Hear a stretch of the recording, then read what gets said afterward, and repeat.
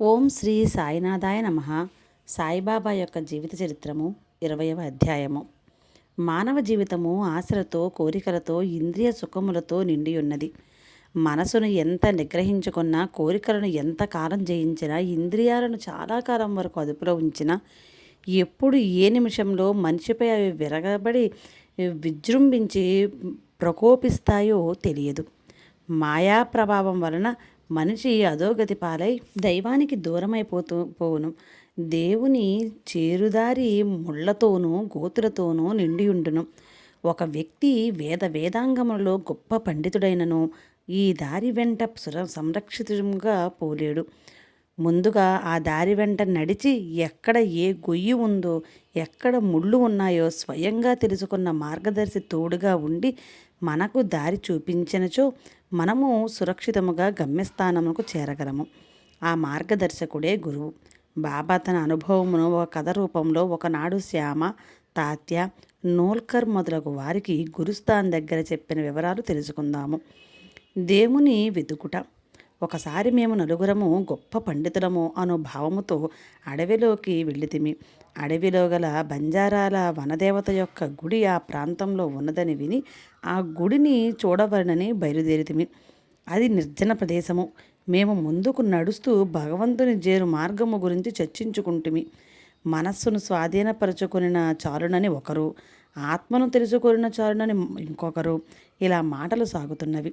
నేను ఇలా చెప్పి తిని, మనము చేయవలసిన కర్మలను సక్రమముగా నిర్వర్తిస్తూ శరీరము, మనస్సు, పంచ ప్రాణములను గురు పాదములపై పెట్టి శరణు వేడి గురువే సర్వస్వము అనే దృఢ నిర్ణయము బలపడినచో గురు అనుగ్రహముతో భగవంతుని అతి సులభంగా చేరుకోవచ్చును. ఇలా మా సంభాషణ జరుగుతూ ఉండగా దారిలో ఒక బంజారా వర్తకుడు మాకు ఎదురై ఎక్కడికి వెళుచున్నారని ప్రశ్నించాను.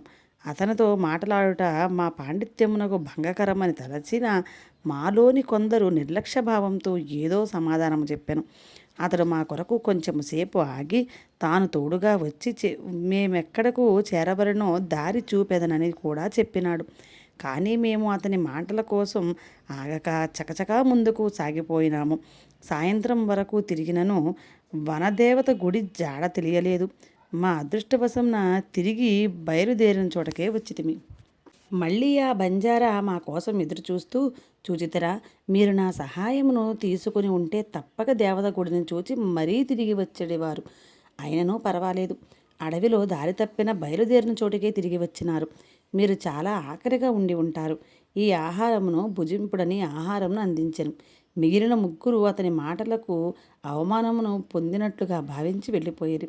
నాకు చాలా ఆకలిగా ఉండుటచే బంజారా ఇచ్చిన ఆహారమును తిని నీటిని త్రాగి దప్పిక తీర్చుకుంటుని.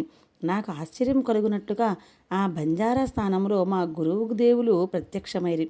అప్పుడు నేను వారికి గౌరవపూర్వకముగా నమస్కరించి తిని, నా వెంట వచ్చేదవా అని వారు అడిగిరి. నేను వారి ఆజ్ఞకు బద్ధుడనని చెప్పి తిని, నా గురుదేవులు నన్ను ఒక బావి దగ్గరకు తీసుకుని వెళ్ళి నా 2 కాళ్లను తాడుతో కట్టి బావిపై గల చెట్టు కొమ్మను కట్టిరి.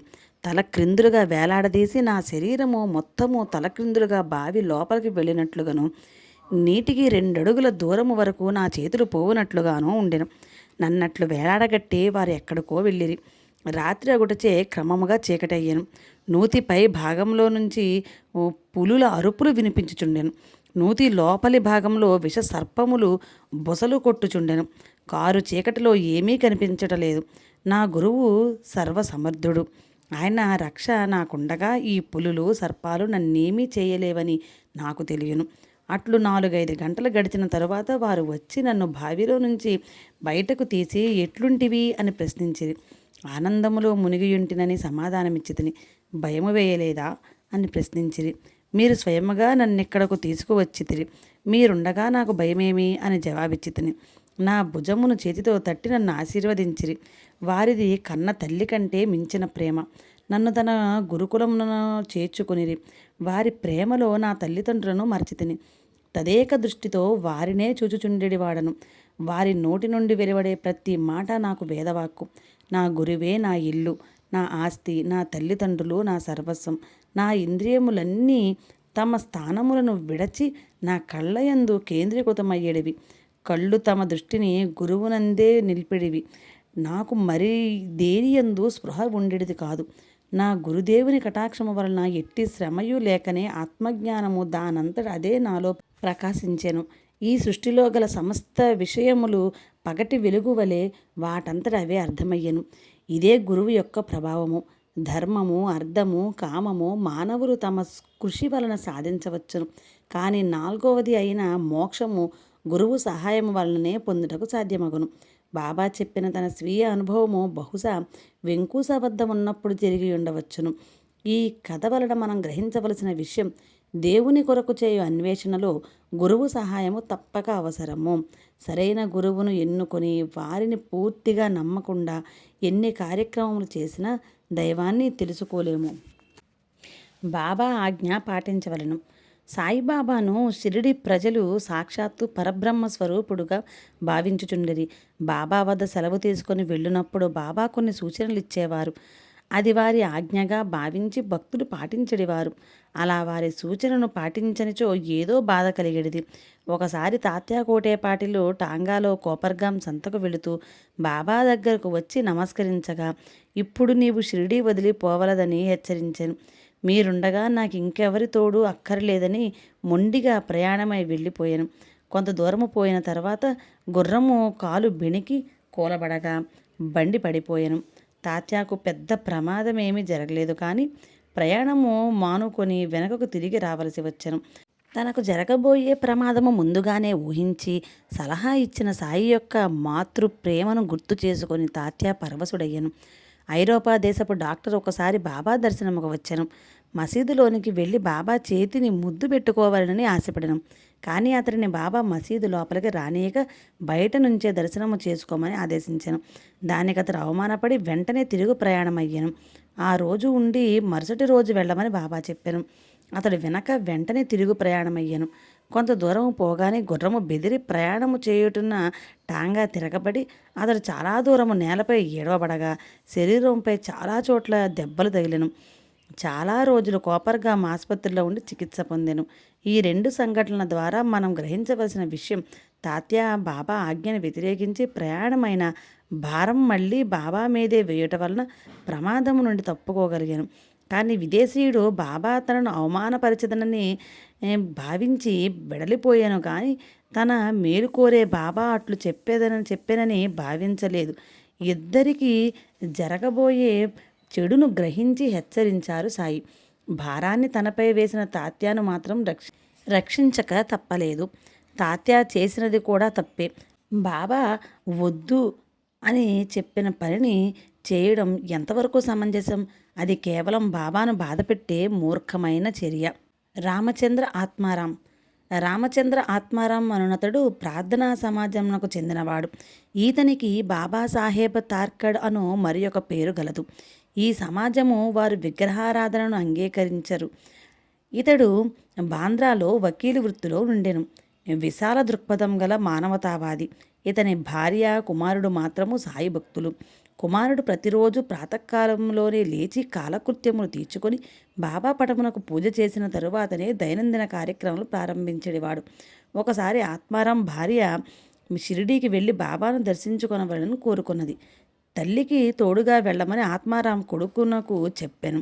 కానీ తాను తన తల్లి ఇద్దరూ షిరిడీకి వెళ్ళినచో ప్రతిరోజు నియమంగా పూజ బాబా పటమునకు పూజ జరగదు అను ఉద్దేశంతో కుమారుడు అంగీకరించలేదు.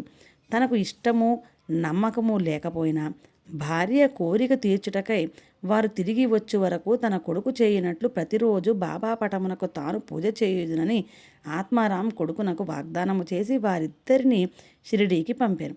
మొదటి 2 రోజులు సాయి పటమునకు పూజ సక్రమంగా చేసి మధ్యాహ్న భోజనముకు ముందుగా మొదట బాబా ప్రసాదము తీసుకొని ఆ తర్వాతే భోజనము చేశాను. 3వ రోజు సోమవారం నాడు కోర్టు పనులు ఎక్కువగా ఉండటం వలన త్వరగా పూజ చేసి వెళ్ళిపోయాను. మధ్యాహ్న భోజనముకు వచ్చినప్పుడు వంటవాడు భోజనమునకు ముందు సాయి ప్రసాదము పెట్టలేదు. కారణం అడుగగా ఉదయం పూజ చేసి త్వరగా వెళ్ళి హడావుడిలో ప్రతిరోజు బాబాకు నైవేద్యంగా పటిక బెల్లం పెట్టుట మర్చిపోయినారని చెప్పాను. ఆ మాటలు వినిన ఆత్మారాం చేతితో కలుపుకున్న భోజనం ఆపి లేచి వెళ్ళి పూజా మందిరంలో చూడగా నైవేద్యం పెట్టు పళ్ళెము ఖాళీగా ఉండెను. అతనికి ఒళ్ళంతా కంపరమెత్తాను. కోర్టులోని ముద్దాయి వలె బాబా ముందు తల దించుకొనెను. తన కొడుకు భయపడినందంతా జరిగినది.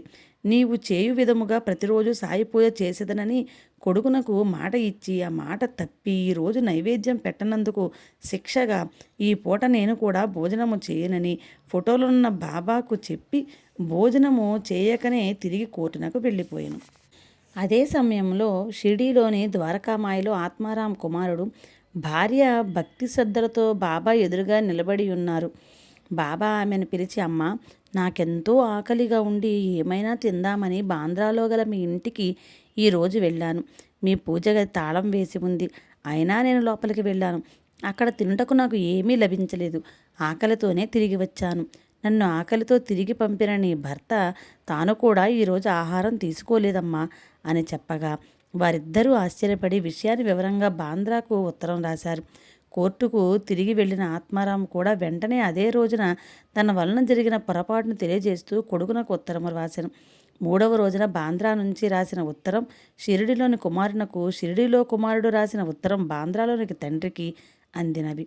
ఈ ఉత్తరం తీసుకొని బాబా వద్దకు పరుగున వెళ్ళిన కుమారునితో, బాబా, బిడ్డ, నీవు భయపడకము. ఇక ముందు నీ తండ్రి కూడా నన్ను మరువడు. నీ వలనే అతడు కూడా పూజ చేయను. నీవు నీ ఇష్టము వచ్చని రోజులు ఇక్కడే ఉండమని ఆదేశించాను. బాంద్రాలో ఆత్మారాము షిరిడి నుంచి కుమారుడు రాసిన ఉత్తరం చూసి బాంద్రాలో తాను నైవేద్యం పెట్టని విషయము, అందుకు శిక్షగా తాను ఉపవాసము ఉన్న విషయము బాబాకు ఎట్లు తెలిసాను అని ఆలోచించి బాబా పటమునకు ఆయనకు ఏమాత్రం తేడా లేదని, విగ్రహారాధన తప్పు కాదని నిర్ణయించుకొని ఆ రోజు నుంచి తన కొడుకుతో పాటుగా తాను కూడా పూజ చేయుదునని బాబాతో మొరపెట్టుకొనెను.